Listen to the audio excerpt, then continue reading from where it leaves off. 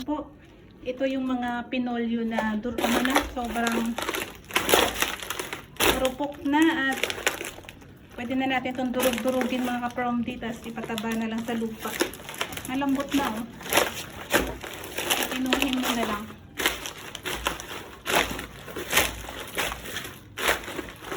Ito ay pinolyo. Napaka-bisa din na pataba ito sa lupa. Ayan oh. Ganonin na lang natin. Pakinabangan pa siya. Ito yung mabilis kapitan ng anay pag nabasa. Hindi ko na mga ka-promdi, hindi na napansin eh.